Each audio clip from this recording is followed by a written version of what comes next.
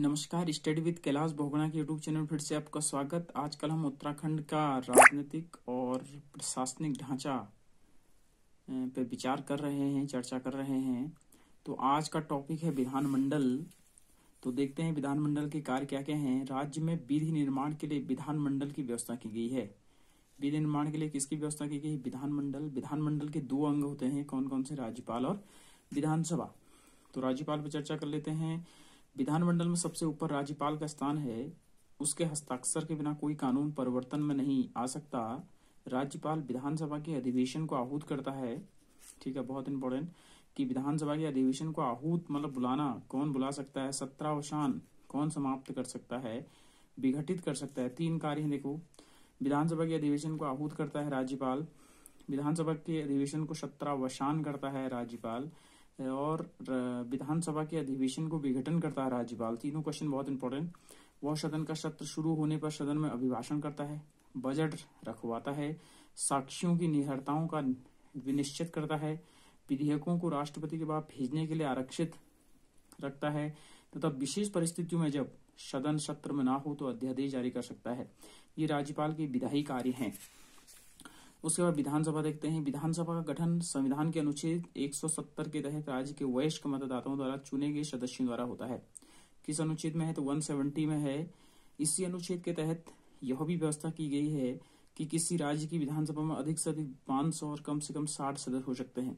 इसी अनुच्छेद के द्वारा ये बताया गया है कि कोई भी राज्य में कितने सीटें विधानसभा की हो तो अधिकतम 500 और सबसे कम 60 सदस्य हो सकते हैं। और उत्तर प्रदेश में सर्वाधिक विधानसभा सीटें हैं, मे बी 403। ठीक है, तो विधानसभा सदस्यों का चुनाव विधानसभा क्षेत्रों के वयस्क 18 वर्ष से ऊपर मतदाताओं द्वारा प्रत्यक्ष रीत से किया जाता है। अनुच्छेद 173 में विधानसभा की सदस्यता के लिए निर्धारित योग्यताएं वही हैं जो लोकसभा के लिए निर्धारित हैं। वह भारत का नागरिक हो, वह 25 वर्ष की आयु पूरी कर चुका हो, वह भारतीय सरकार या किसी राज्य सरकार के अधीन लाभ के पद पर कार्यरत न हो, तथा संसद द्वारा बनाई गई किसी विधि के अधीन राज्य विधानसभा का सदस्य चुने जाने के योग्य हो। ठीक है, विधानसभा का सदस्य चुने जाने के बाद और पद ग्रहण करने से पूर्व राज्यपाल या उसका प्रतिनिधि तीसरी अनुसूची के अनुसार शपथ दिलाता है। इंपॉर्टेंट है कि विधानसभा का सदस्य चुने जाने के बाद और पद ग्रहण करने से पूर्व राज्यपाल या उसका प्रतिनिधि तीसरी अनुसूची के अनुसार शपथ दिलाता है। सामान्यतः विधानसभा का कार्यकाल कितना होता है? तो 5 वर्ष। किंतु राष्ट्रीय आपातकाल की उद्घोषणा के प्रवर्तन की स्थिति में विधानसभा की अवधि को 1 वर्ष के लिए बढ़ाया जा सकता है। बहुत बार आया है प्रश्न कि यदि आपातकाल की घोषणा हो गई है तो विधानसभा का कार्यकाल कितने वर्ष बढ़ाया जा सकता है? तो 1 वर्ष। लेकिन इस प्रकार बढ़ाई गई अवधि आपातकाल के समाप्त होने के 6 महीने से अधिक समय के बाद जारी नहीं रह सकती। ठीक है, विधानसभा का विघटन उसके 5 वर्ष पूर्व होने से पूर्व भी किया जा सकता है। इसका विघटन मंत्रिपरिषद की सलाह पर राज्यपाल द्वारा किया जाता है। ठीक है, मतलब विधानसभा को हम 5 साल से पूर्व भी विघटन कर सकते हैं, समाप्त कर सकते हैं। लेकिन कैसे? इसका विघटन मंत्रिपरिषद की सलाह पर राज्यपाल द्वारा किया जाता है। राज्य में राष्ट्रपति शासन लागू होने की स्थिति में विधानसभा को विघटित किया जा सकता है। विधानसभा के बैठक में गणपूर्ति के लिए कम से कम 1/10 सदस्यों की उपस्थित होनी आवश्यक है, तथा संख्या किसी भी हालत में 10 से कम नहीं होनी चाहिए। विधानसभा का सत्र वर्ष में कम से कम 2 बार आहूत किया जाना आवश्यक है। विधानसभा का कम से कम कितने बार आहूत होना चाहिए? तो 2 बार। तथा किन्हीं 2 सत्रों के बीच 6 माह से अधिक का अंतराल नहीं होना चाहिए। विशेष परिस्थिति में विधानसभा का विशेष सत्र भी राज्यपाल द्वारा बुलाया जा सकता है। संविधान के अनुच्छेद 178 के अनुसार विधानसभा के सदस्य अपने से किसी एक सदस्य को अध्यक्ष तथा एक अन्य को उपाध्यक्ष चुनते हैं।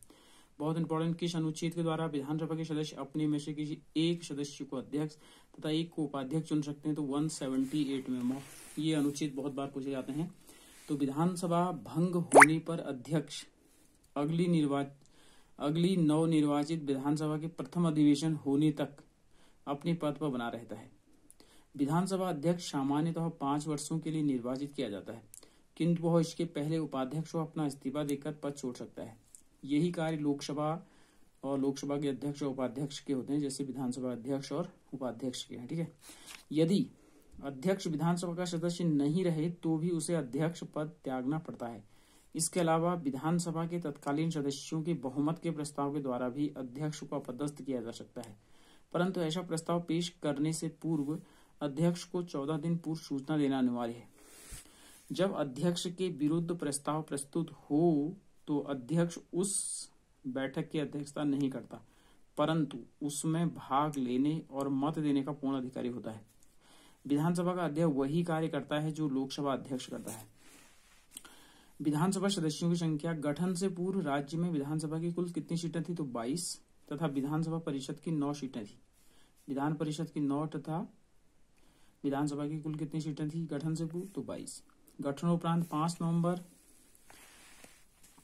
2001 को संपन्न परिसीमन के बाद विधानसभा की सीटों की संख्या बढ़ाकर 70 हो गई, 70 हो गई, परंतु फरवरी 2008 में पुनः परिसीमन किया गया, जिसके बाद की स्थिति इस प्रकार है।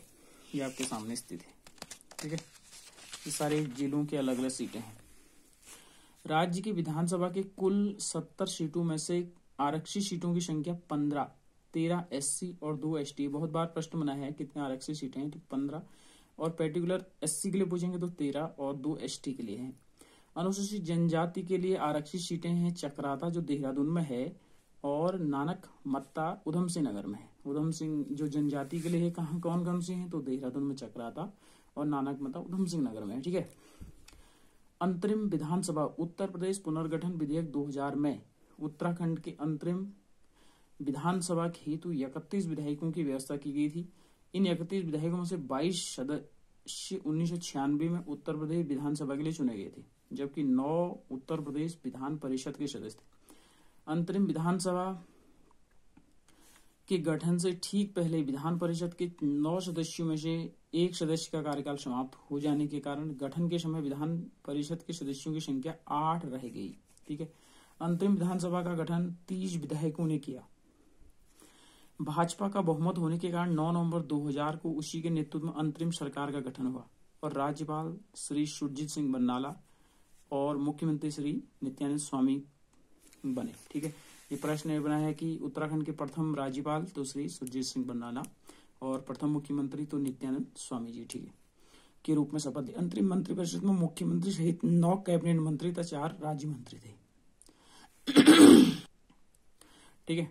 अंतरिम विधानसभा के कुल 30 विधायकों में से 23 भाजपा के तथा 3 सपा के तथा 2 बसपा और कांग्रेस के थे। गठन के ठीक बाद सपा के एक विधायक मुन्ना सिंह चौहान के पार्टी छोड़कर उत्तराखंड जनवादी पार्टी का गठन कर लेने के कारण सपा विधायकों की संख्या 2 रह गई। विपक्ष के तीनों दलों के बराबर होने के कारण अंतरिम विधानसभा में कोई प्रतिपक्ष का नेता नहीं बन सका। नित्यानंद स्वामी के त्यागपत्र देने के बाद 29 अक्टूबर 2001 को भगत सिंह कोश्यारी अंतरिम सरकार के दूसरे मुख्यमंत्री बने और 2 मार्च 2002 तक मुख्यमंत्री रहे। ठीक है। कोश्यारी के अंतिम मंत्रिपरिषद में मुख्यमंत्री सहित 9 कैबिनेट मंत्री तथा 3 राज्य मंत्री थे।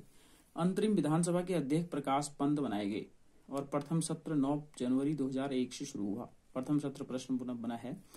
प्रथम निर्वाचित विधानसभा देख लेते हैं। राज्य में प्रथम विधानसभा चुनाव 14 फरवरी 2002 को हुआ। इस चुनाव में कांग्रेस को 36, भाजपा को 19, बसपा को 7, उपक्रांत को 4, राकंपा को 1 ये सीटें मिली। ठीक है।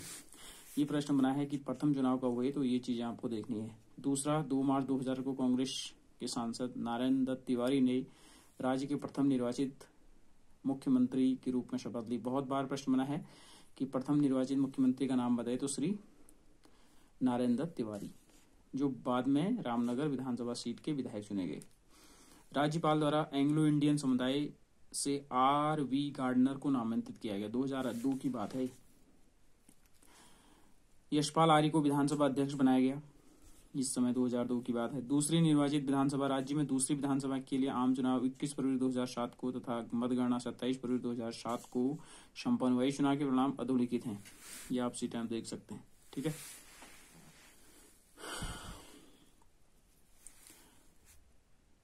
ये राज्यपाल, ये सारी चीजें आपके सामने हैं। तो कल हम, वीडियो लंबा होने के कारण कल हम फिर एक नए अध्याय के रूप में आएंगे। तब तक के लिए इजाजत दीजिए। नमस्कार।